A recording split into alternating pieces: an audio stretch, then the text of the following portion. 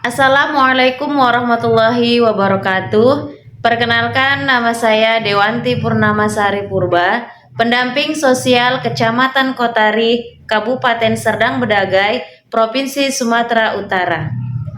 Hari ini saya akan melaksanakan P2K2 pada kelompok Mawar, Desa Kotari Baru, Kecamatan Kotari, Kabupaten Serdang Bedagai, yang mana akan membahas modul 1, pengasuhan, pendidikan, dan perlindungan anak. Kali ini kami akan membahas sesi 5, yaitu pencegahan penelantaran dan eksploitasi. Selamat menyaksikan.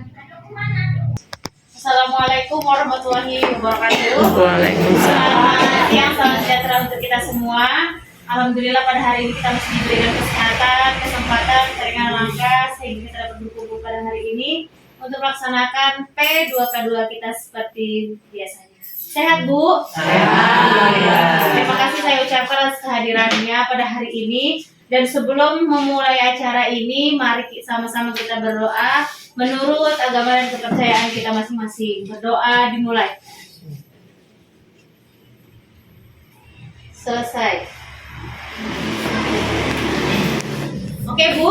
Nah, kita bertemu lagi. Ini kita akan membahas tentang kelanjutan yang bulan lalu ya, Bu ya. Ada yang ingat nggak pembahasan yang lalu kita membahas tentang apa? Masalah apa, Bu?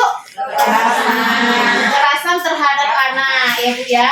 Jadi diharapkan kita itu menghindari yang namanya kekerasan terhadap anak. Udah diaplikasikan, Bu, di kesehariannya?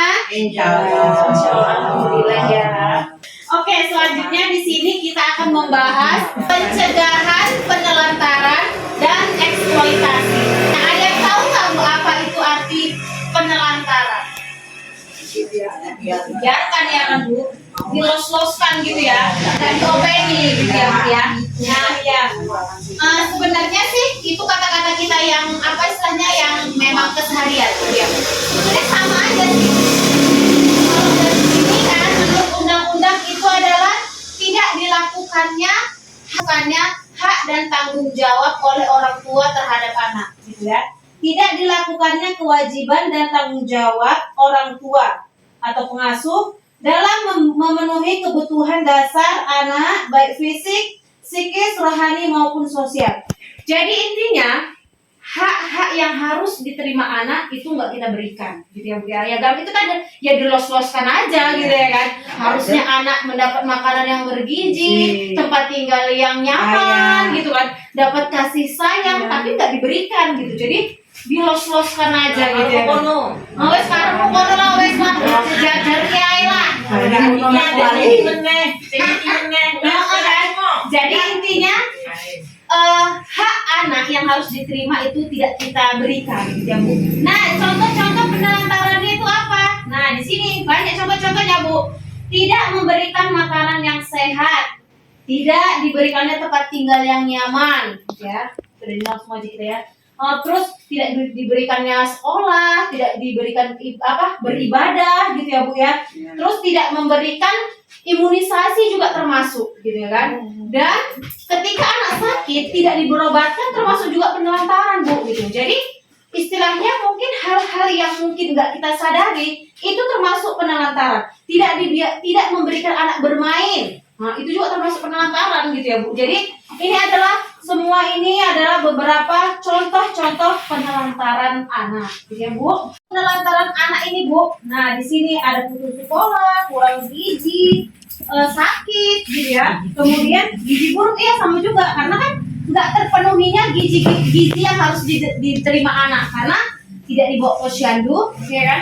Tidak diberobatkan kalau sakit, anak nggak gizi buruk, nggak jadi kesakitan anaknya, ya kan? Aku nggak penyakitan aja kan gitu. Nah, itu adalah akibat dari penelantaran. Kemudian, cara pencegahan penelantaran itu adalah memenuhi kebutuhan dasar anak. Nah, kadang gini, Bu, nggak hanya yang makanan bergizi, pendidikan, tapi terutama apa? Kasih sayang. Kadang apa dibilangnya? Yang dari batin ininya kadang-kadang orang bisa aja ya orang kaya tapi tertekan batin, ya, nggak bahagia hatinya gitu ya kan. Jadi bahagia sesungguhnya apa? Pasti dari hati gitu. Kalau dari hatinya udah bahagia, happy, istilahnya pas-pasan aja pun kayaknya intinya bersyukur juga ya. Jadi istilahnya semua itu dari hati gitu ya kan. Nah jadi kemudian meluangkan waktu untuk bersama dengan anak itu tadi, bermain sama anak. Itu tadi kan ada contoh yang kita tempel-tempel tadi ya Bu ya. Nah ini adalah cara-cara pencegahan penelantaran anak. Oke, kemudian selanjutnya kita akan membahas eksploitasi anak. Ada yang tahu nggak Bu apa arti eksploitasi? Hah? Tahu nggak Bu eksploitasi anak itu apa? Ya Bu ya, ya betul. Kalau di sini sebenarnya ada videonya dari Kepulauan Nias sana, anak-anak yang harusnya sekolah itu udah kerja.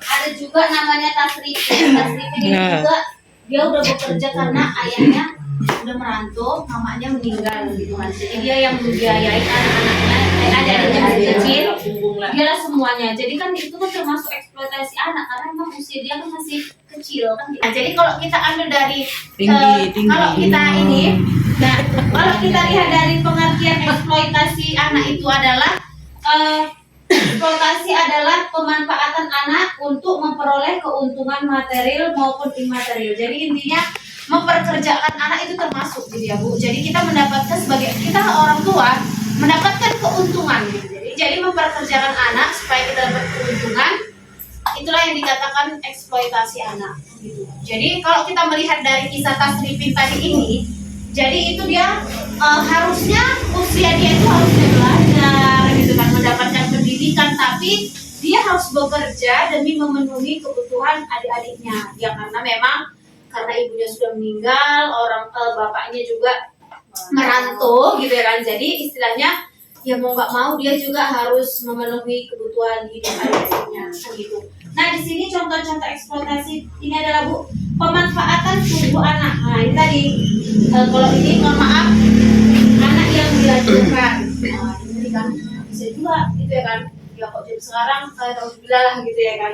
Kemudian pornografi anak yang mengalami kecacatan atau bayi yang digunakan untuk memancing rasa iba, kayak tadi untuk ngamen, untuk minta-minta, karena anaknya tadi mempunyai kecacatan jadi supaya orang iba gitu ya Bu ya. Jadi itu masuk juga supaya kan dapat keuntungan orang tuanya gitu ya kan. Kemudian pemanfaatan tenaga ini tadi mencoba, pokoknya memperkerjakan anak lah supaya dapat uang, dapatkan keuntungan. Gitu. Ya kalaupun memang anak itu bekerja, tapi kalau bisa jangan mengganggu pelajarannya, sekolahnya. Gitu. Kadang kan ada anak juga yang mau membantu orang tuanya, setidaknya mengeringankan sikit-sikit gitu ya Bu ya. Kadang kan ada pengertian gitu, tapi setelah pulang sekolah nggak masalah, yang penting pendidikannya tetap sekolahnya itu nggak boleh ditinggalkan. Kemudian di sini pemanfaatan kepelausan dan keluguan anak. Kayak zaman sekarang kayaknya benar-benar nggak ada ya Bu ya. Contohnya kalau zaman dulu orang tuanya terlilit hutang gitu kan, anaknya udahlah ini jodohkan tapi tak lunas gitu kan. Nah ini termasuk juga ya Bu ya. Jadi istilahnya kan itu kan juga menimbulkan ada manfaat yang dari situ ya kan. Jadi orang tua ini mendapatkan keuntungan dari memperkerjakan anak atau menjual anak gitu kan, atau memanfaatkan kepulauan anak tadi. Jadi akibat dari akibat eksploitasi anak itu di sini contohnya Bu, anak putus sekolah ya kan, karena kan dia nggak sekolah lagi karena kerja aja kan gitu. Kemudian perkembangan fisik anak terganggu, akhirnya Bu ya. Nah jadi itulah akibat-akibat kalau terjadinya eksploitasi anak gitu ya. Yang mudah-mudahan kita ya sebagai orang tua terhindarlah dari perbuatan hal tersebut gitu ya Bu. Kemudian di sini cara mencegah eksploitasi anak. Bolehlah Ibu dulu baca dulu. Baca enggak? Aslinya. Enggak pakai kacamata. Cara mencegah eksploitasi anak. Cara mencegah Coba Bu baca Bu. Dalam mencegah Eksploitasi. Boleh langsung deh. Yang pertama, upayakan tetap bekerja dan mengganggu kegiatan bermain dan Kurang besar Bu suaranya. Besar. tidak membiarkan anak bersama orang dewasa tanpa pengawasan. Melatih anak untuk tidak melayani orang yang tidak dikenal. Tidak mudah mempercayai janji-janji orang lain. Memberitahu anak waspada pada iming-iming pekerjaan dan gaji besar di kota. Tidak menikahkan anak sebelum usia 18 tahun. Saya ingin oke. Coba nanti. Tidak membiarkan anak-anak internet tanpa pengawasan. Mamanya aja ganti. Mau 30 tahun kami. Kegiatan yang dia lakukan dan Oh, tidak saya kakek mau sekali mau ganti. Kalau aku kawin sampai rambut itu luru. mencegah atau dari cengkraman Udah sungkraman cerita terus. duduk sini aja lah. membuat Oke, terima kasih. Cepat. Oke. Nah, jadi Bu, nah itu adalah contoh-contoh ataupun cara untuk mencegah eksploitasi. Jadi salah satunya di sini jangan membiarkan anak memegang HP atau menggunakan HP Tuh, tanpa dengar. pengawasan. Tak boleh megang HP. Ngerti kan? Masih SD. Ngerti ya Bu ya? Dengar. Makanya kita juga sebagai SD orang tua itu selain pakai HP. harus apa namanya mengawasi, benar nggak ya Bu ya? Kemudian harus apa namanya, kita juga perlu pendekatan cerita gitu apa yang dialaminya supaya dia apa namanya terbuka. Kalaupun ada kejadian-kejadian yang tidak diinginkan, dia mau cerita ke kita, gitu ya Bu ya. Dan di sini apa namanya, itu tadi tidak menikahkan sebelum 18 tahun, ya kan? Kenapa? Jika kan di bawah umur. Karena kan itu kan masih usia untuk sekolah. Iya. Harus untuk sekolah ya itu jauh lah gitu ya Bu. Jadi ini adalah apa namanya cara-cara untuk menghindari eksploitasi tadi gitu ya Bu ya. Nah, kita ucapkan kepada Ibu Supretningsih tadi yang sudah membacakan. Ayo tepuk tangan Bu. Terima kasih. Oke. Nah, di film ini karena kita pernah nggak apa namanya lihat berita yang dia anak tukang becak tapi dia lulus kuliah dengan nilai yang tinggi. Pernah ya Bu ya, ada ya Bu ya. Udah pernah lihat TV ceritakan Bu. Apa namanya itu beritanya ya. Jadi kalau kita lihat dari kisah dari si Reni ini, yang dia padahal putri seorang tukang becak, tapi bisa mengenyam pendidikan yang tinggi, bahkan nilainya itu cum laude, istilahnya tinggi gitu. Jadi istilahnya kita sebagai istilahnya mohon maaf kalau mungkin kita orang susah itu enggak apa namanya membatasi kita supaya apa namanya ya supaya untuk berprestasi gitu ya Bu ya. Jadi apapun itu intinya semoga kita menjadi orang tua yang lebih baik lagi dengan mengaplikasikan yang seperti tadi itu, menghindari kekerasan terhadap anak, menghindari penelantaran anak dan eksploitasi anak. Benar ya Bu ya? Semoga bisa kita aplikasikan di kehidupan kita sehari-hari. Terima kasih saya ucapkan atas kehadiran dan perhatiannya Ibu-ibu. Kurang lebihnya saya